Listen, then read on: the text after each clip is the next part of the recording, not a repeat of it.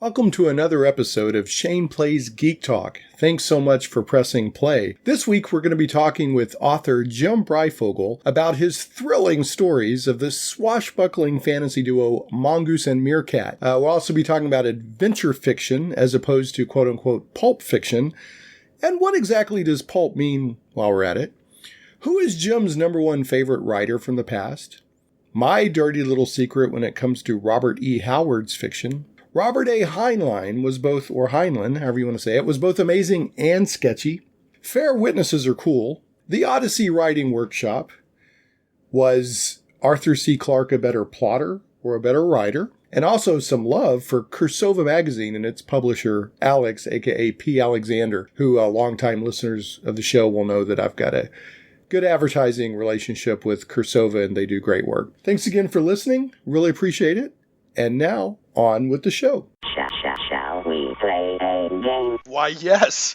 I believe we shall. Oh, I got a live one here. Getting geeky all up in your podcast, it's Shane Plays Geek Talk, a journey into the things we love. I'm your host, Shane Stacks. Thanks so much for pressing play. As always, delighted to have you. As I always like to remind folks at the beginning of an episode, it's Shane Plays or Shane Plays Geek Talk, but that doesn't mean it's just about games. It's when I play, it's when I geek out. I might talk about games, or I might talk about comic books, or I might talk about TV or movies, or we've had chip tunes. We've had all kinds of stuff on here. So if I feel like it's geeky, it goes. And this week we're going to be talking about thrilling adventure fiction, which we occasionally talk about on the show. I might call it pulp, but that's not really exactly what it is. Longtime listeners will know that I have an ongoing friendship and advertising relationship with CIRSOVA magazine. That's CIRSOVA magazine, run by Alex P. And I believe he describes it as thrilling adventure. I kind of say it's keeping the pulp fiction torch alive.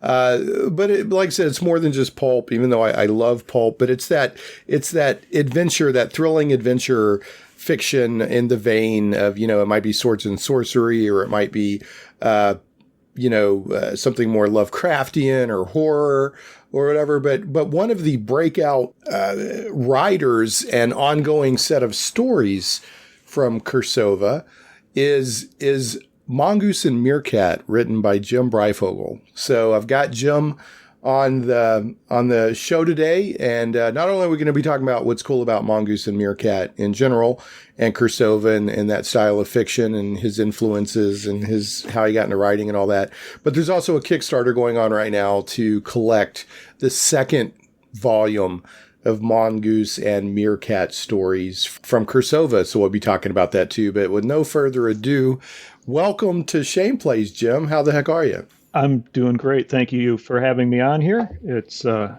pleasure, and I welcome the opportunity. Well, cool, man. Glad to have you. Alex reached out, and he told me about the Kickstarter going on, and that asked me if I want to talk to you, and I thought it was a great idea. So, just really glad to have you. I'm eager to learn more. I know I've seen your work in CIRSOVA many more than one time. So I know you've got an ongoing relationship with CIRSOVA magazine. So, before we get into Mongoose and Meerkat, which is how would you describe that as fantasy?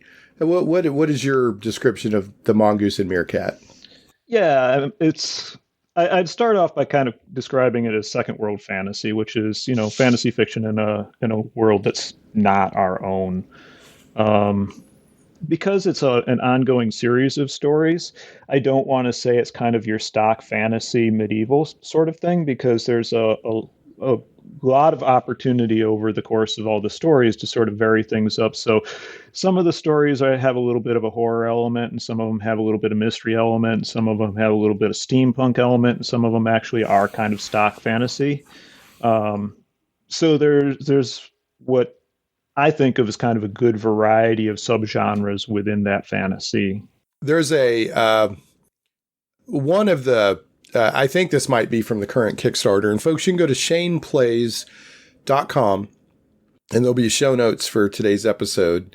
And one of the links in there will be for the Kickstarter. But you can also, search for CIRSOVA, CIRSOVA, CIRSOVA magazine, or just search for Mongoose and Meerkat. And it's like it sounds, mongoose, like Ricky Tikki Tavi, the mongoose, or Meerkat, the cute little, what Disney character is it that's the meerkat? Is that, it's from The Lion King, isn't it? Kumba Yeah, that one. they're just the cute creatures. Timon. But Mongoose and Meerkat, Timon, that was it. Yeah. So Mongoose and Meerkat are the nicknames of a man and woman adventuring duo. And I believe the description from the current Kickstarter, it says Jim Breyfogle is one of CIRSOVA Publishing's breakout stars. His swashbuckling duo, Mongoose and Meerkat, have become one of CIRSOVA magazine's most popular features. CIRSOVA Publishing released the smash hit collection, Tales of the Mongoose and Meerkat Volume 1, Pursuit Without Asking, in 2020, and also your fairy tale romance, The Paths, is it Cormanor? Is that in 2021? Is that Cormanor? Okay. And then it goes on to say Jim began inventing stories to keep himself occupied during the school day, and later, as all good writers, created stories for the entertainment and delight of his children. He's a regular attendee of the World Fantasy Convention, and in 2010 was accepted to attend the prestigious Odyssey Writing Workshop. Since that time, Jim has been published in numerous magazines. So there's a little bit more of a description of Mongoose and Meerkat here that I'll hold until we get into that as the main topic. But tell us a little bit. Well, first I have a question for you. And I'm not trying to be, we were talking a little bit before we started recording that I purposefully, I'm not trying to get into negative debates or anything like that. So this is more of just an open-ended question without any intent behind it. I'm honestly curious. When I think of stuff like what CIRSOVA is doing, or Mongoose and Meerkat, or that type of fiction, I often describe it to people as pulp, and I do not mean that in any way as negative. To me, that's positive, and it encapsulates that feeling, or that it's kind of an instant shorthand so people can kind of understand. But I know that Alex with CIRSOVA is, putting a lot of time and energy into saying like thrilling adventure or adventure fantasy or something like that, which is fine. Again, I'm not saying that's wrong. But what are your personal feelings on the pulp? Like obviously if I take our Robert E. Howard from, I guess, the 30s or something like that, that's pulp, right? But Right. But fiction in the vein of that these days, like that's being published in CIRSOVA, or that you're publishing elsewhere, or that kind of swashbuckling, swords and sorcery or something. What do you think of the term pulp being applied to new fiction? It sort of depends on what the person who's applying it means, which is, that gets into a really subjective area. It almost gets down to Fair. I don't know, because I don't know what the person means by it. Pulp in some ways can be very derogatory because it's sort of this mushy stuff that has no real form or function. And if you look at the heyday of what is called pulp fiction back in, the 50s and before, it was very much looked down upon. The people who were selling a lot of books never got bestseller status because those sales weren't even considered worth counting when you're discussing best-selling status. And even today, I get into discussions with people who genre fiction is all sort of lumped into the outgrowth of fantasy pulp fiction, and it's not literature, it's not good, it's hold your nose and call it beach reading if you want to say it's something good, but it's just not worth it. And I look at that, and some of it is definitely that. Some of it is just brain candy. And there's nothing wrong with brain candy and beach reading. There's a time and a place for it, but there's also a time when I kind of get my hackles up and I say, if you don't like this sort of fantastic fiction, then why do you like Oscar Wilde? Oscar Wilde is a great writer, and he wrote A Picture of Dorian Gray, and what's that except fantasy fiction? Right. So, I think it's easy to sort of define the term the way you want it defined in how you're presenting it. When I was writing Mongoose and Meerkat, I'm not trying to write great literature here. It's not going to be something that gets measured with the most wonderful things that you read about in American Lit in 10th grade or anything like that. But I do think that the fantasy genre does provide a vehicle for something more meaningful than just the beach reading. And it's a little disingenuous to look down on fantasy fiction and just call it all pulp and brainless stuff that depends on, just, it's if it doesn't have magic, it doesn't have anything going for it, or science fiction, if it doesn't have fantastic technology, there's nothing in it. All great fiction is stories about people.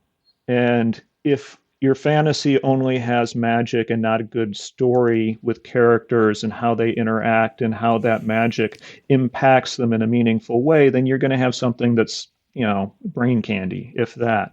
But if you can integrate it into something worthwhile that really tells an interesting story about people and things that are meaningful to them, then there's no reason that something that incorporates fantastic elements can't also be good writing and good literature. So there's a lot of really interesting thoughts in there. First and foremost, it's what does somebody mean by pulp? I think that's totally fair enough.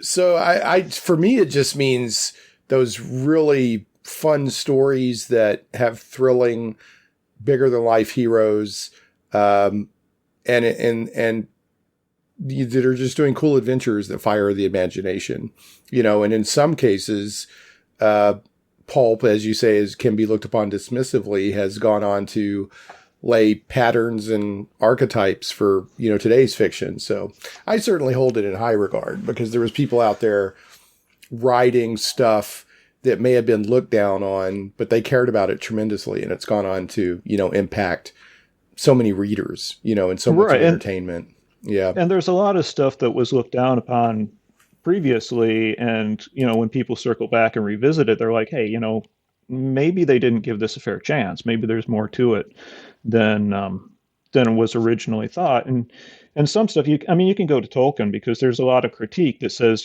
this is just escapist literature. It's not even worth our reading because it has nothing to do with our lives. It's just trying to get out of what you're doing and pretend that you're somewhere else so that you can get away from whatever is going on in your own life. And Tolkien's response to that is, and so what? What's wrong with that?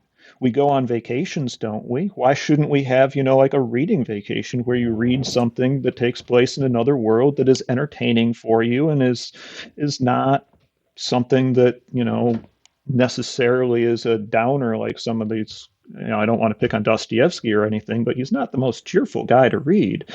And sometimes if you read something that's just fun, there's nothing wrong with that. No, I'm totally, yeah, I'm with you. Tolkien, if I'm reading something like Tolkien, I want to be transported away to where I can, I'm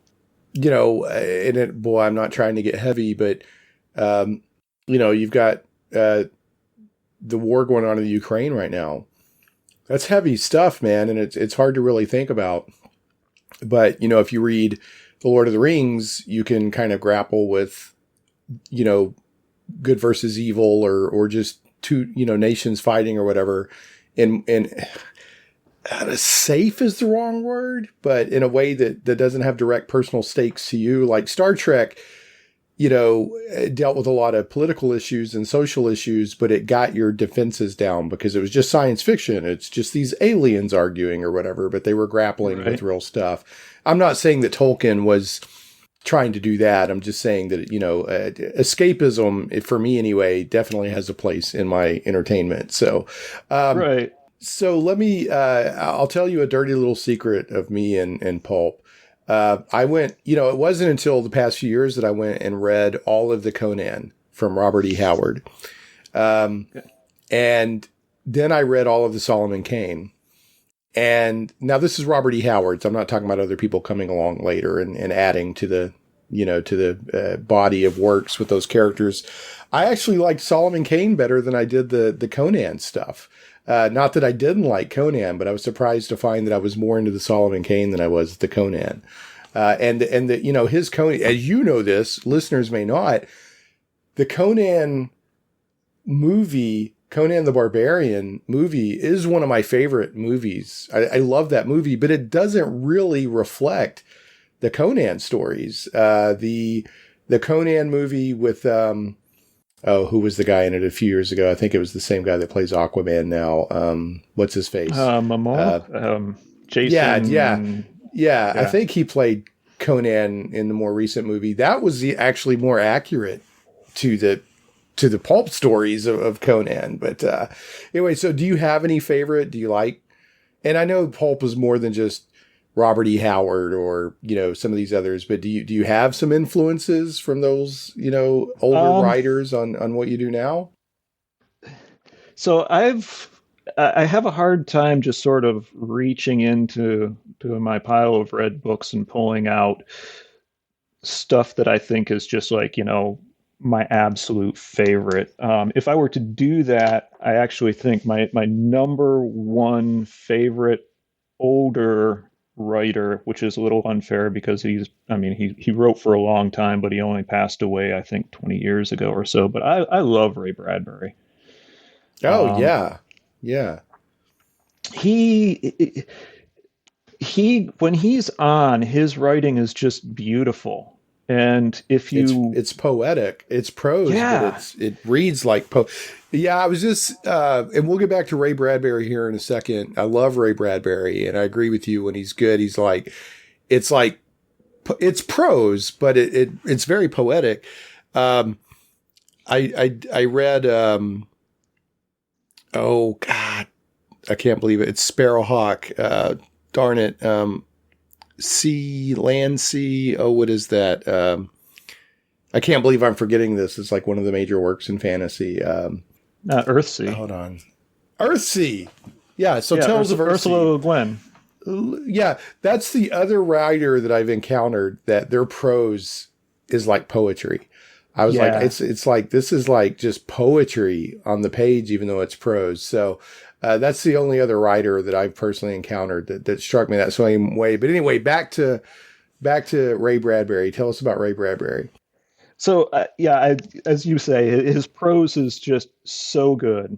But one of the things that it really works for me is when he's, especially like in Dandelion Wine, which is a series of stories about a kid growing up in a small town in what is presumably the Midwest. And the fantasy elements are very light. They can be misconstrued. Things in our world which are actually magical when seen through a young boy's eyes. And his tone and everything is just so spot on. I mean, he reaches out and he just grabs summer through a boy's eyes and he brings it to the reader in a way that is amazingly evocative. And I'm like, man, I wish I could write like that. I mean, nobody can write like that except Ray Bradbury, but I wish I could. Yeah, there's a little bit of that same sensibility in Something Wicked This Way Comes. It's a boy in the circus coming to town and all of that. But yeah, Ray Bradbury's, if people haven't read Ray Bradbury and they like science fiction and fantasy, he was one of those writers that he wasn't really just a fantasy writer or a science fiction. He wrote his own stuff and it had elements of both sometimes. But he was definitely a writer of the fantastic. Absolutely. And it's great to read him. I mean, it does give you a sense of how things change because, humans are colonizing Mars and they're talking between houses and they pick up the phone and it still has wires. And, right. And we haven't made it to Mars yet, but our phones don't have wires. You're just like, why did he put wires on his phones? Really? I mean, but it's still a good story. Well, that was the paradigm he was in, right? The wireless hadn't really, because he was writing in like you said, he passed away about 20 years ago. He did a lot of his writing, the 30s, 40s, 50s, maybe 60s. Yeah. So and it's really interesting when you read somebody that was a futurist. They were by nature a futurist in their fiction. They were projecting things. It's really interesting when they get something so incredibly right next to something that seems so blazingly wrong with the advantage of hindsight. So it's they're just kind of doing their best, looking into the crystal ball or whatever. But no, I love Bradbury. Trying to think of if we're going to go into heavy hitters like that, of course, Heinlein. Philip K. Heinlein, Dick. although Heinlein, you kind of got to get the early. Heinlein has a lot of stuff. I don't remember how many books he published, but it was like over 150 of them, and they're a little hit or miss. Some of them are really good, and some of them are kind of sketchy. Like, do you mind giving an example? Farnham's Freehold. There's one that's kind of sketchy. I never read that one. I've read a lot of Heinlein, but I haven't read that one. Yeah. Yeah, some of his early stuff is really cool because it's still a time when science fiction was, you can, your uncle from the Air Force can come visit you, and then you can slap together a rocket in your garage. I mean, it's the way people were doing chemistry back then, but he was applying it to science fiction. I remember, I can't remember the name of the book. I think it was targeted at like teen audience, young boys, young adult. But this guy and these three kids who are rocket enthusiasts, this guy shows up and they decide to build a rocket and go to the moon, and it's just like, they just build it and go to the moon. and it's nothing. I mean, it's great. Yeah. And he often targeted his audience towards younger readers. He was a regular contributor to Boys Life magazine, which was the periodical, I think it still is the periodical for the Boy Scouts of America, of all things. But that was kind of his sweet spot, was hitting the young audience of probably between 10 and 14. Well, speaking of the uncle, like the uncle showing up from the Air Force, I think I'm on a Heinlein Facebook page, and they put quotes from him about every day. And, he's really, I don't think I realized until retrospect, because he puts a lot of his own personal philosophy into his books. His characters will espouse his personal philosophy. And he's like your irascible, occasionally cranky uncle that you learn a lot about dealing with people and how to approach life from. Maybe you don't always agree with all of it. But like, for one perfect example, I think it was Stranger in a Strange Land, which is, I think everybody should read Stranger in a Strange Land. That transcends just science fiction. I don't agree with all of his philosophy in it, but it's a very philosophical book on what it means to be human and how to interact with other humans.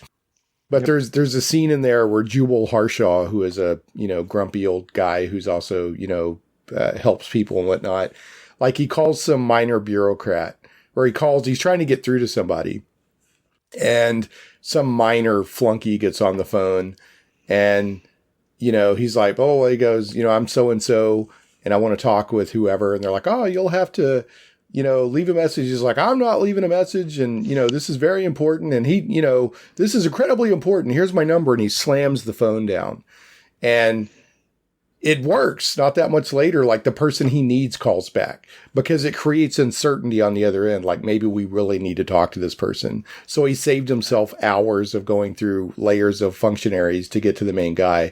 And so you learn a lot about, I don't know, human nature or navigating red tape or just whatever. Yeah. Like he has his Jubal Harshaw character has a way of cutting through the noise and getting like directly to a problem. And he has this concept called a fair witness, which are these people that I was going to just bring that up. Yeah. Well, I'll let you do it then. Go ahead. Tell us about the fair witness. So it's and it's been a while because the scene, and I can't even place it in the book. But I think it is Lazarus Long, who is demonstrating what the witness does and why they're so good and important, because they won't testify to anything that they can't absolutely testify to themselves. And they're in a swimming pool, and the person he is with is trying to figure out what this means. And he says, well, I have one here. And he calls out to the woman who is swimming and says, all right, I need you to testify. What is the color of the house on the hill? And she looks at the house and she says, this side is white. Right. That's very clear. That's a very clear memory. Right. And that one has always stuck with me because we assume because we see the side of the house that it's white, that our normal answer is that's a white house, but we don't really know if it's a white house. All we know is that one side of the house is white. And for me, my takeaway was, we shouldn't make assumptions and we should be careful of our words. And I think that's kind of a strong thing for Heinlein to include in what we were just talking about as, like pulp fiction. That's kind of, we're not here to talk about Heinlein, so I'm about to get us off of him. But talking about the richness you can get out of quote unquote, just, sci-fi or fantasy or something, there's some really rich dynamics in there. But right, the side I can see as white is very powerful as a philosophy, right? To make sure that you don't make assumptions that can take things astray or get people in trouble. And I think that's actually from Stranger in a Strange Land, because Jubal Harshaw has 3 women that are his assistants, and one of them is a fair witness. The fair witness was this concept before video recorders were super prevalent and everybody could record something on their phone. You could hire a fair witness to go around with you. And then if you ended up in court, their testimony was considered ironclad. Like society respected their testimony probably more than a video, because today you can alter videos easily, So if they said it, it was as truthful as a human being could see or could be. And they would just follow around and they would observe everything. And even though you were paying them, whatever testimony they were going to give was the truth, even if it hurt you. They were there to observe as much of the truth of reality as could be observed. But yeah, to take that further, like the side I can see as white, I think that book about the boys going to the moon, there's actually a discussion in there about they were talking about the far side of the moon, and the older guy who's sort of mentoring them makes a point of saying, well, how do you know that there's a far side of the moon? Because, the moon orbits us in a geostationary, whatever you call it. It doesn't, the moon doesn't spin, right? So we only see one side of the moon. And he makes a big point of saying, they're like, well, there has to be another side of the moon, because we said, no, until you see it, you don't absolutely know beyond a shadow of a doubt that there is another side to the moon. So he's very rigidly philosophical like that, I guess I would put it. But anyway, let's get off Heinlein. Do you have any other influences that you want to mention? People that have had a huge impact on you. And you were talking about Bradbury. I got us over into Heinlein. No, I for a while I was on a Heinlein kick. I haven't read any Heinlein for probably, 15 years or so, because I would go to all the used bookstores and I would buy these things. So I'd buy Heinlein, I'd buy Asimov, I'd buy Arthur Clarke, Bradbury, and it got to the point, even though Heinlein has written so many books, there are only so many of them that you can find. So I have probably 30 or 35 Heinleins, and I've read them all, and I haven't found anything since then. But so many things that some of them are good, some of them are not good. Of the older stuff, I like Heinlein. I like Bradbury. I like Asimov. I'm not a huge Clarke fan. I know it's a little bit of heresy, but I don't find his stories. Yeah, thank you for being on the show. I'm going to go ahead and end it. I'm just joking. I'm give or take on Clarke. I remember reading up through, I think the 3000 whatever book in high school, and then years later I read was it 4000 where they find Frank Poole floating around frozen in space or something. Yeah, I don't know. Which actually, to me, that was the most interesting one. So, With the original 2001, you had two astronauts. You had Dave and Frank, and Hal kills Frank. Hal gets Frank out in space and abandons him in space or something like that. Well, I can't remember. I think it was the fourth book. I think it was 4,000 something. I don't know. Can't even remember. I'd have to look it up. They find Frank's body out in space, and they're able to revive him with their advanced technology.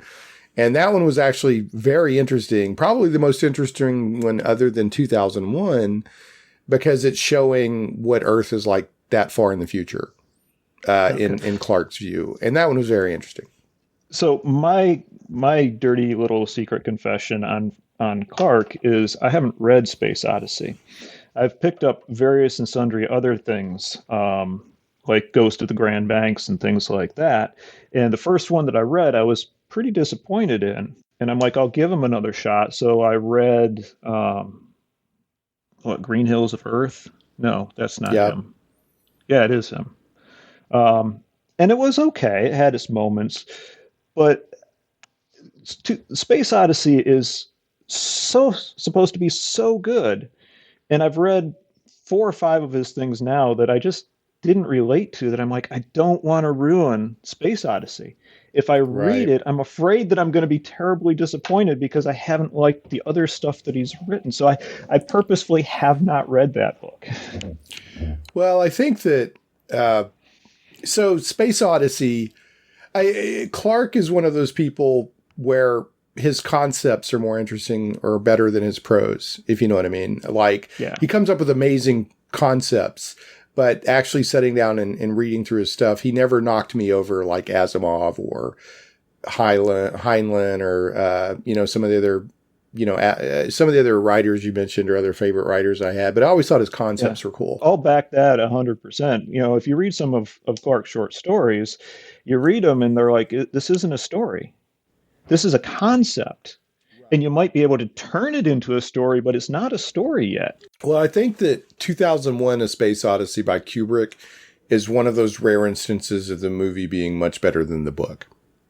Right? I mean, it does happen on occasion. Yeah. And fair enough. Kubrick took that and just did his own thing with it. I mean, it's, I'm one of those people that thinks the movie is a masterpiece. So, but it captures most of what, if not everything that was in the book, if I remember correctly. Anyway, moving on. I wanted to go back to Heinlein for a second. I sing Heinlein's praises a lot, but he also has some stuff that I'm like, what are you talking about, dude? I don't know if you read Time Enough for Love, but content warning, whatever you want to call it. Like, this is, you can be like, whoa, okay, I really like this guy, but yikes. He spends several pages going through the mathematical and genetics of it would be okay to have sex with your mom. So I don't know if you remember that or not. He does that in a couple places.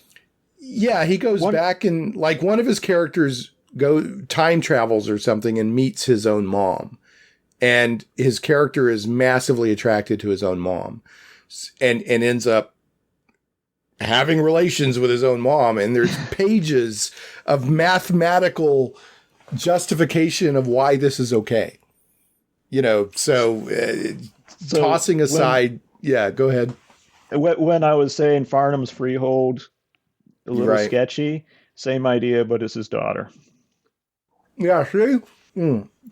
Sorry, I was taking a drink and almost spit it out. That's crazy. See, I can't get behind that, right? Yeah. So that's where the strident philosophy of Heinlein and I depart from each other, because there are things that are not mathematical or not just on paper. I mean, there's some things that are just, you don't do, and no matter how much you want to argue that it's okay by the genetics of it or something like that, there's some things that are just fundamentally, let's don't go there. So moving on. How did you get into writing? And folks, we will talk about Mongoose and Meerkat, Jim's ongoing series that's proved quite popular in CIRSOVA magazine and that is kickstarting the second volume right now, I think through the end of June. go to shaneplays.com, look for the show notes for this episode, or just search for Mongoose and Meerkat on Kickstarter. But tell us how you got into writing, Jim. I don't know if I had a choice. I mean, some people, they just, it's what they do. And the thing that you were reading at the very beginning, that I started writing at an early age and kind of carried it on, it is true. I mean, I remember writing stories in middle school and before, and I'm glad I can't find them because I'm sure they weren't any good. But I do remember writing them, and I remember writing it like an ongoing thing that I would try and extend the story by a page a day until I just had reams and reams of writing. And it just continued.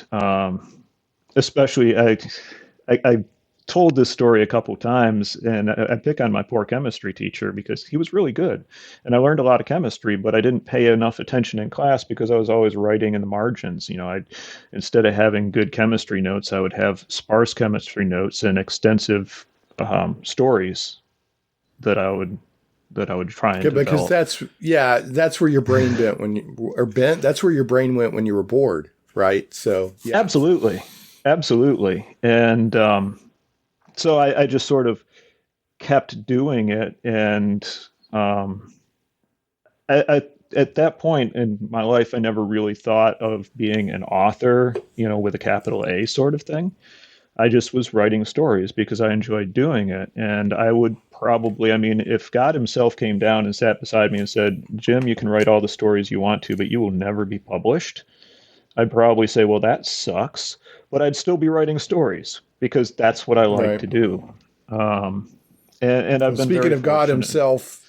Yeah, that reminds me of it. And this is not a religious podcast, but Paul said something like, if I don't preach the gospel, like my bones are on fire, or, something like that. Like I'm not doing this because people expect me to. I'm doing it because that's what I do. I have no choice. So you had no choice but to write.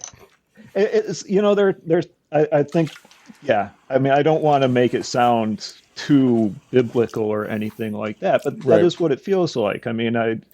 I just, my mind would wander and make up stories, and I'd write them down, and I enjoy doing it. So.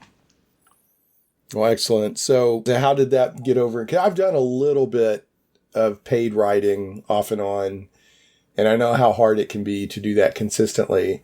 So how did you go from, I'm going to write no matter what because I enjoy writing, to, you got published, and then, you've gone from there. So how, I'm hoping that there's people that are hopeful writers listening to this that, may glean something from you. I'm very fortunate. When I first got married, and you're doing a lot of stuff trying to get established, and in spite of all the stuff my wife and I are doing trying to get started, I'm still writing, and she didn't really see the value of that. So I caught some flack that maybe I should be doing something more productive with my time. But after a while of me being cantankerous and digging in, saying there's nothing I'd rather be doing with my time right now than writing, she came around. And a little bit before 2010, which comes up because of the Odyssey reference when you were reading off the Jim Breyfogle is thing earlier. The Odyssey Writing Workshop. Yes. She very pleasantly surprised me by saying, if you're going to do this, then why don't you be serious about it? Why don't you try and write? You seem to write good stuff. How about if you try and write good stuff for other people? And she encouraged me to be a little more serious about it, rather than just writing stories, to try and write stories that could be published, and to go to this Odyssey workshop, which, for the people who don't know, is a very intensive, it's a 6-week on-site course in New Hampshire, done by Gene Cavellis, who is a former editor, and I want to say Random House, but I probably shouldn't because I might be wrong there. But she was a very influential editor, and then decided that what she really wanted to do was help writers with the actual craft rather than the publication. So she started this course at St. Anselm's College in New Hampshire. It's a competitive sort of thing. And you, of course, have to submit some of your writing, and then she sort of evaluates if you have enough potential to be worth helping or not. So with my wife's support, I was admitted there and was able to take some of the things that she taught me and start writing a little more seriously, trying to write something that was good across the board rather than, I got a good character here, but the story is no good. I mean, juvenile writing you can tell juvenile writing. And I was able to maybe develop it a little bit beyond that, to start submitting to different places and selling some stories and things like that. And you touch on something that I know a little bit of this because, like I said, I've done some. I've sold a little bit of fiction and nonfiction. Writing is so personal that a lot of writers, I think, don't make that leap to understanding that your writing will be better if you get help from people that will help your writing be better, and the need for like an editor and that sort of thing. And I think a lot of people don't make that. I mean, I've only really come to understand that over the past few years, how important it really is. That no matter how much you like your own writing, it can always be improved with help or, with workshops or with a good editor or something like that. So how competitive was this Odyssey Writing Workshop? Like how do you have any idea of like how many people apply versus how many people get in?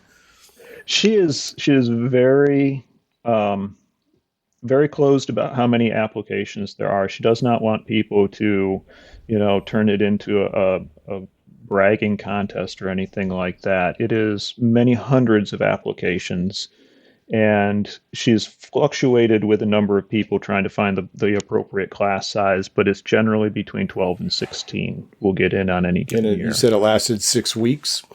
Last 6 weeks. It's it's pretty intense because you're doing a lot of writing, you're doing a lot of critiquing. She brings in some top flight writers. It's actually kind of funny, just as a side story, is the reason. So I had applied a couple years before I got in, and she gave me a very nice rejection letter and all that. And then I took a year off, and I applied again because I had not gotten in. I was kind of on their mailing list, and they're like, "Oh, the upcoming Odyssey class featuring George R.R. Martin as our guest speaker." And I'm like, I got to get in on that.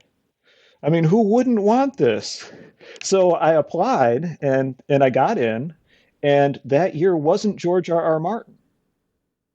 And for some reason or other, one of the old flyers got put in the mail for me, and I would not have applied except for this flyer. And it was probably the best thing I could have done as a writer was to go to this workshop. And it was a very, very serendipitous mistake. And the person who sent out the mailings was like, I have no idea how that could have happened. It should not have been possible. And I'm like, I have no explanation either. I just know that I saw George R.R. Martin was going to be there. And I thought, what the heck? I'll give it a shot. The worst thing that can happen is I'll get rejected. And it worked out. And in the back, there's Twilight Zone music in the background. So yeah, exactly. Let's talk a little bit about Mongoose and Meerkat.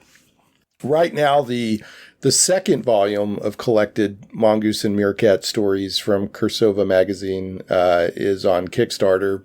Again, people can go to the show notes at shaneplays.com or search for Mongoose and Meerkat on Kickstarter, and you'll find it. But so here's a little bit more information. I think this might have been from the original Kickstarter was it 2020 for the first volume. Says he's a bit of a Bravo, ready to knock a few heads for some coin. She's a mysterious wanderer with more than her share of street smarts and a head for ancient history. Together, the Mongoose and the Meerkat are a pair of rogues looking for coin to keep their bellies and wineskins filled, and are sure to appeal to fans of classic sword and sorcery. So this is going, if I had to elevator pitch Mongoose and Meerkat, and it's going to be wrong, so I'm purposefully throwing something wrong out there to give you, no, here's what it really is. I would say it's a little bit of Fafhrd and the Grey Mouser if one of Fafhrd and the Grey Mouser was a woman, so there was romance, that kind of tension, romantic tension, in addition to all the fun sword and sorcery adventures they get into. What is your response to that? So there is some inspiration from Fafhrd and the Grey Mouser. Fritz Lieber is an interesting writer. And of all of his stuff, and he won many awards, but in spite of the awards that he won, my favorite of his stuff is Fafhrd and the Grey Mouser. I think most people's favorite is Fafhrd and the Grey Mouser. Yeah, I mean, you can read Big Time and all that sort of stuff, but yeah, whatever. I mean, and if people don't know, Fafhrd and the Grey Mouser is sort of Bill and Ted type bromance, Wayne's World type bromance, but one of them is like a barbarian and the other one is like a more traditional like fantasy thief, and they have all kinds of great adventures together. Yes. And I don't want to slam on Lieber too much because, he's writing in a different time than we are. And he's a different person than I am. But Fafhrd and the Grey Mouser have some problems if you were to try and take them out of the 1950s and 60s and put them down in our time frame. Yeah, let me caveat this. Okay, so there is I'm just talking about the general setup of the stories. I mean, there's a lot of stuff from the quote unquote pulp era or older stuff that is, the problematic or what. I listened to the Appendix in book club podcast, and they probably spend 30 minutes each episode talking about, we have to look at this book in the lens of its own time. By today's standards, there's problems. So I almost see that as a given, but we can take what's good and interesting out of the books, and discuss them. So yeah, there's definitely, I'm not implying that there's anything problematic or whatever. There isn't anything stuff. Problematic. Yeah. So anyway, that's a little bit of, so what I've done with Mongoose and Meerkat, and obviously you just read kind of the intro for it, so I probably shouldn't delve too much into a description because you've covered it. Feel free to describe it as you would. No, that does a pretty good job of it. And that's early on because it is a series, and I don't want to give away the end of the direction of it, but just saying that tells people that there is an end. So I wrote it unlike Fafhrd and the Grey Mouser, and there were some things that, as I started to write it and my writing developed as I went through the stories and added into it, it became more purposeful. And as it did that, it moved further away from the idea of, this is really a cool idea of having this sort of adventuring duo, which we haven't seen for a while. Maybe we can take that inspiration and rework it so it's a little bit more geared toward today's audience. And I went beyond that and said, okay, Fafhrd and the Grey Mouser doesn't really have an end. They go from this to that to the other thing, and they could just keep doing it for infinity because there's really no purpose or drive. Right. It's just it's an ongoing series of bite-sized adventures. Exactly. What did Fafhrd and the Grey Mouser get up to today? Mongoose and Meerkat is not that. It looks like that at the beginning, and when you start off and you can read, so you can read the first story, and you can read the fifth story, and you can read the ninth story, and you don't have to read anything in between for you to have an entire story right there. You can pick it up for story number 7 and read number 7 and have not read anything before that and still understand the story and hopefully still think that was a great story to read.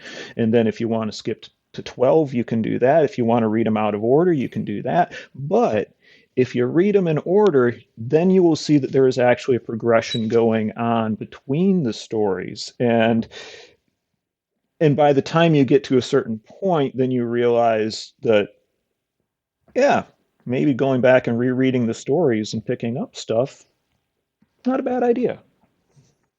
Well, and you put in some, I think like the titles of volume 1 or volume 2 are pretty clever, because volume 1 includes the word pursuit, and volume 2 is talking about the heat of the chase.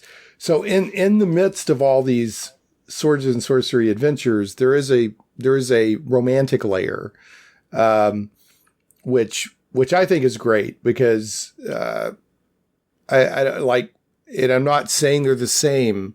All right. I'm just, in general, when you can successfully add that layer to an adventure story, it makes it even that much better. I'm obviously thinking of like, some of the romances that were in Indiana Jones, or I'm Romancing the Stone, or The Mummy. The lead, the two lead characters in The Mummy was a great romantic tension.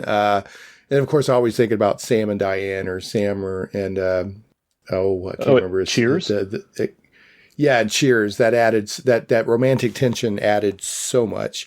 Even though Cheers is not an adventure story. So, so I'm assuming you purposefully wanted, or did that just sort of add on later? Or when did the romantic element come into it? So it's an interesting thing, because I don't want to get to the end of it, and it's been very difficult not to, because now we're at the second book. The first book, I'm like, the end is way far away, and I don't need to worry about that. And now we're at the second book, and the end is a lot closer than we were before. So I can talk about the things that people may have read already from the stories in the magazine, but I don't want to give away too much of where they're going to go beyond that. And one of the things that is a mystery to Mongoose is that Kat is a very beautiful woman. And she should be desired by everybody who sees her, but she's not. And he can't quite figure out why, and she doesn't talk about it. So one of the things that the series is purposefully done, I did this on purpose because I wanted to limit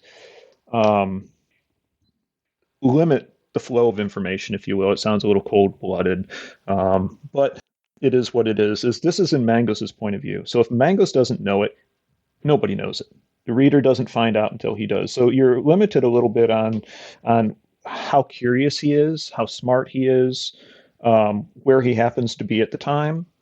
And some of this stuff, he doesn't know, or he doesn't care yet.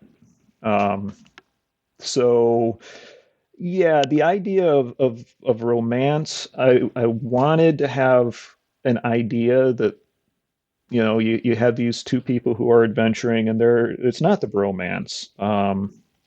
I did kind of want to expand the readership beyond just, 14-year-old boys or something like that. But I didn't want to bring it in too strongly or anything like that, because it's supposed to be more of an adventure. And if there's anything like that, it would be more flavoring rather than the main course. So I've actually kind of throttled it down from what it could be. Well, and I don't think that a job as a writer is determining what is the best window into the story and what is the best information to present to make the story not only the most enjoyable now, but for future payoffs that you have in mind to hit the way you want them to. So, yeah, I don't think that's cold-blooded at all. That's part of the writing process. But every now and then you run into a reader who's like, "Oh, I need to know it now," and I'm like, "Be patient. Yeah. Be patient." Yeah, well, that's a good problem to have if people are that into, what you're writing. And, you're talking about Mongoose and Cat. Again, Mongoose and Meerkat are their nicknames. So Mongoose is the guy and Cat is the woman, and they are adventuring through a swords and sorcery fantasy. So how many stories have you told so far, and how many are to come, since you have an ending in mind? Or do you even know that yet? No, I do know that. It's been done. I haven't written a Mongoose and Meerkat tale for years, actually. Okay. So you're okay. It's been great working with Alex, because when we started this, I approached him with an idea, and he liked the idea, but somehow we sort of miscommunicated because I'm like, this is what I would like to pitch to you, and he says that sounds great. Send me the first one, and so he read the first one and he liked the idea and he said, great, we'll do it. Let's go from there. And you can go back and you can sort of see that, the first Mongoose and Meerkat is in CIRSOVA number 6, I think it is. And then we take a break. And then the next one is, I think, number 8. And we got to the point further into the series that he's like, okay, we're far enough into the series that I kind of want to know, do you know where this is going? And I'm like, man, they're already written. I'm sorry, I Right. thought I made that clear. And he was like, really? Okay, well, tell me what's going on. Because at that point, they had gotten to the point where they had gotten over the hello, how do you do's. They had sort of gotten enough experience that they were no longer failing at all their quests, and they're starting to get some stuff. And he's like, well, what are they going to do with this stuff? You've hinted at the idea that maybe there's a purpose to this, but when are we going to start to see that purpose realized? And so I sent him kind of a synopsis of where it was going. And at that point, he's like, you know what? I'll just buy them all. I'm like, okay. Nice. Yeah, I'm like, that's great. Wow. Yeah. And so he's had them, and that's when they went to every issue gets a Mongoose and Meerkat is after after we finally got the communication straight. And, I'm like, I'm sorry, I thought you knew they were already written. Of course I can tell you where it's going, because there are 18 of these stories. And to be perfectly honest, I'm sorry, I don't remember if we're at 12 or 13 or where we are that it's coming out right now. And, in the final story, that's when they confront Thulsa Doom and his cult. And then, right. And so it's, let's think, they fight Thulsa Doom and Ming the Merciless. That's something like that. Everything is. I think, maybe Darth Vader's in the background. Yeah. Darth Vader shows up. Yeah. So what, I know it's like almost a cliche, but why did you write Mongoose and Meerkat? I know you said you wanted to kind of get away from just the standard bromance stuff, but was there any other inspirations there that led you to put that much time into writing? One of them is it was great fun to write. I mean, I just I love writing. I've already sort of said that, but so this format is really kind of unique. I mean, there are things that are like it, but I haven't come across anything that's exactly like it, that you have 18 separate stories that when you then put them all together, you can see that there's one story weaving through all of them. But unless you know that, you probably wouldn't see it. So the hope is that when people actually do get to the end of it, they will be encouraged to go back and reread the stories and enjoy them again, and then maybe appreciate them as they can take that ending knowledge and seeing how they got there with new eyes.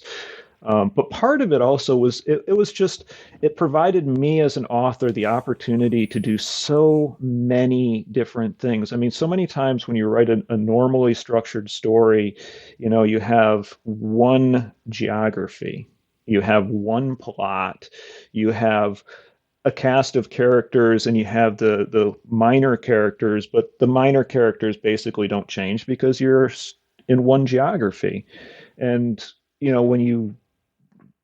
when you have a world spanning thing, you have something that is epic, and that's great. But when you have 18 stories, I get to move them wherever I want to. I mean, they don't have to be in Alamar the whole time. They don't have to be on a tropical island. They don't have to be in a jungle, but they can be in all of those things. And I'm not tied to, I made the reference that some of them have a little bit of a tint of horror to them, a tint of mystery, a tint of steampunk. I'm not writing a steampunk story overall, but I can write one story that has steampunk elements in it, and that's kind of cool. It gives me a chance to sort of experiment with different structures. I've heard so many times that never do flashbacks. Flashbacks suck. They are never done right. They're always confusing. Just don't do them. Well, I wanted to try that, so I'm not gambling the farm on a flashback, but I do have one in one of the stories. Because of Mangos's story arc, and I've used this example several times in the past, is, he starts off and he's really inexperienced and he's illiterate, but you can see over the course of the whole thing that he learns to read. And by the time we get to the title of the story is Fight of Sandfishers, and it's going to be coming out in CIRSOVA shortly, it is written from the first person. It's the only one. We have 17 stories in third person, but we have one in first person. And the structure has allowed me to do stuff like that. And once I started, I started with this idea that I want to write an adventuring duo and I want to make it a little more accessible to modern audiences. And then I write another story and then I write another story and I say, hey, I can do this with it and turn it a little bit sideways and keep going. And then I can do that with it and turn it a little bit sideways the other way and keep going. And it just let me do a lot of stuff that was, enjoyable as an author to try and do and see how it turned out. Since some people listening to this podcast might be coming into Mongoose and Meerkat sort of in the middle of the story, if you will, or it sounds like we actually might be in there and going into the third reel as far as the publication. Yep. So you did 2020, I think there was a Kickstarter for Tales of the Mongoose and Meerkat Volume 1. Do you know if that's still available? It absolutely is. Okay, so here's a little bit of two-pronged shameless self-promotion. If you go to the Kickstarter that we're doing right now for Heat of the Chase, and you decide any version that you want to buy of Heat of the Chase, whether it is the digital version, whether it is the mass market paperback, the trade paper, or the hardcover, comes with a digital copy of Pursuit Without Asking. So right off the bat, if you wanted to jump in on the second book, you would get an electronic version of the first book for free. And that's a great way to get caught up. And then of course, future issues of CIRSOVA magazine are going to be printing. If I remember right, Alex is the publisher of CIRSOVA magazine. I want to give him a shout out. He's doing a lot to keep the torch lit for this type of fiction, and I salute him. He does good work with this. Yeah, and he does it I know Alex. I bump into him sometimes. We talk, we chat. He does this because he loves it, but he also makes sure that, people get their fiction paid for, and that kind of thing. He doesn't just, hey, get my magazine and I'll give you a free copy or, something like that. Yeah. And that's important. I mean, it really is. And it's understated because there's so much fiction out there that people are writing and trying to get published, and there are people who are perfectly willing to take your fiction and not pay you for it. I'm a big believer of, if this has value, you should get paid. Right. Yeah. The thing is, you can't. It's snarky, but actually, I just went to a small publisher seminar recently for small game publishers like role playing games, and they were like, you get paid for your work. It's the common refrain that you can't pay your mortgage with exposure or contributor copies. So, right. If they're going to get value out of it by publishing it, that value should be passed to you. Yeah, I think the last time I've done a episode on CIRSOVA is when he was able to publish the posthumous collaboration on Tarzan. Michael Tierney. Yeah, Michael.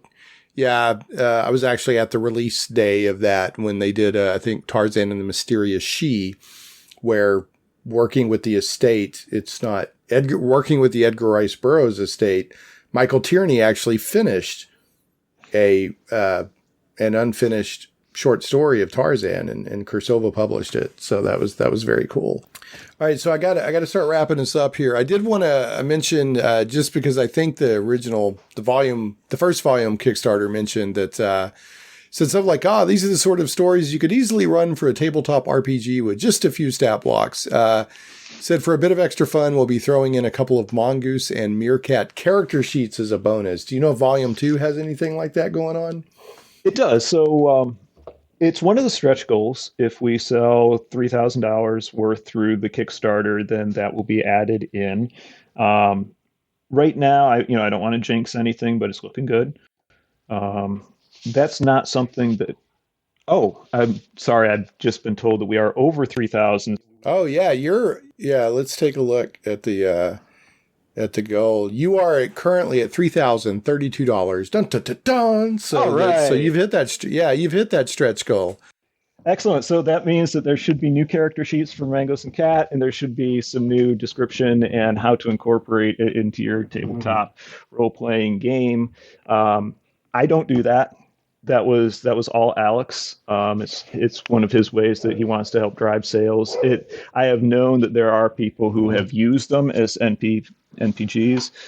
NPCs, actually. NPCs, yeah, sorry. The non-player character. And it's honestly, from my point of view, it's just cool to see that. It's like having the illustrations, because these books are illustrated. Well, I was about to bring that up. I love this art. It's very, very clean line art. Do you know who's doing your art here? I don't know her personally. I know her name, but she goes by the artist name is Dark Philly. Okay, I love the art on the Kickstarter page. It's very clean and crisp. But yes, you get right off the bat, you get what kind of fiction this is. So, and it's really cool as an author when somebody like Alex does character sheets and you see how somebody else views your character or somebody like Dark Philly does illustrations, because, I have limited input on that, and that's pretty much all of them. And I'm really curious to see what Alex is going to do with the new character sheets, because I assume they're going to have leveled up by now, a little bit at least. So it'll be interesting to see how he interprets the characters at this point in the story arc. And, like the cover art is awesome, and the interior art is awesome, and I think people should be buying it for that alone. But again, it's just, I write these and I have a mental image. I mean, anybody who writes sees the story in their mind, but that doesn't necessarily come across well on the page. So to see how other people see the story, having read it rather than experienced it the way I did, is really cool. I mean, as an author, that's just really cool.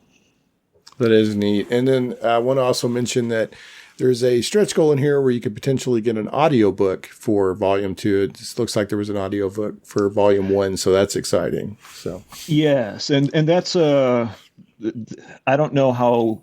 Yeah, I mean the volume 1 audiobook is very cool. And to hear somebody else reading it, a professional who does this, and the person who did it, her cat voice is just spot on. I mean, she does a fantastic.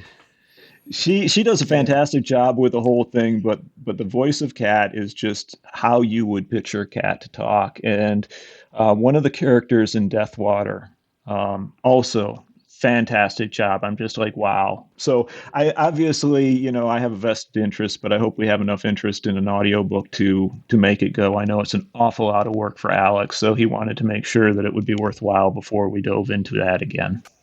All right, I got to wrap this up, man. Folks, we've been talking about Mongoose and Meerkat, Tales of the Mongoose and Meerkat, The Heat of the Chase. That'll be volume 2, collecting the second collection of adventures of Mongoose and Meerkat by Jim Breyfogle from CIRSOVA magazine. It sounds great. Sword and sorcery, fun fiction. There's a undertone. There's an ongoing underlying story with a specific finish in mind. A little bit of mystery to figure out with Cat. Very interested with the Meerkat cat. This is great. I'm glad you're doing this. I'm glad that you and Alex have partnered up. So, is there any final thoughts before I take us to the bad joke of the week? I can't think of anything. I just, I appreciate your having me on, give me the opportunity to talk about writing, talk about Mongoose and Meerkat. I know I said that glad to have you. I know I said I'm a little bit of an introvert, but one way to kind of bring me out of my shell is to talk about writing a little bit. So I appreciate you giving me a chance to do so. Oh yeah, absolutely. Like I said, I love, what you guys are doing with CIRSOVA. I know Alex is publishing CIRSOVA, but you become a very prominent part of CIRSOVA with Mongoose and Meerkat. So, thank you. So, okay, here we go. And I have to do this to you. I have to do it. I call it the bad joke of the week, even though I don't do a weekly podcast anymore. It's once or twice a month. But bad joke of the week just has a great ring to it. So here we go. Here we go, Jim. Why did the shark cross the reef? Why did the shark cross the reef? I don't know. Why did the shark cross the reef? Well, Jim, to get to the other tide. Oh, wow. Yeah. That's the correct response. Yeah, that kind of deep, visceral pain. Yes, sir. That primal, that's not visceral. That's not just a dad joke. That's a like dad of twins joke. That's a bad joke, my friend. Yeah, dad of twins. No, that transcends dad joke, and we are into bad joke territory. So the worse, the better. Well, I'm glad you got to experience that psychic pain. I wish you nothing but success as you continue to work on Mongoose and Meerkat. And, I hope that, the Kickstarter has funded. Congratulations. So now it's just a matter of how much of it can you get out there, and you got a couple of, you hit one stretch goals with the character sheets for RPGs, and now we're looking at the audiobook stretch goal. But congratulations, that volume 2 will get out there, folks. You have till I think the end of June to support the Kickstarter, and again, you can go to the show notes at shaneplays.com, or go to CIRSOVA magazine, search for CIRSOVA magazine. I'm sure the link will be there, or just go to Kickstarter and search for Mongoose and Meerkat. But Jim, thanks again for coming on. Appreciate it. It was my pleasure. Thank you. Yeah, and likewise, thank you for coming on. It was my pleasure to have you. And everybody else, we will catch you next time on Shane Plays Geek Talk. Thanks so much for listening to Shane Plays Geek Talk. I certainly hope you enjoyed this journey into the things we love. For your convenience, show notes with helpful links for each episode can always be found at shaneplays.com. You can catch the podcast in several places, including on the blog at shaneplays.com, iTunes, Google Play Music, Stitcher, Podbean, Amazon Music, Verbal, YouTube, and more. If you like what you hear and would like to support Shane Plays Geek Talk, you can do so for as little as $1 per episode on Patreon at patreon.com/ShanePlays. Thanks again for listening, and we'll see you next time. Stay geeky, my friends.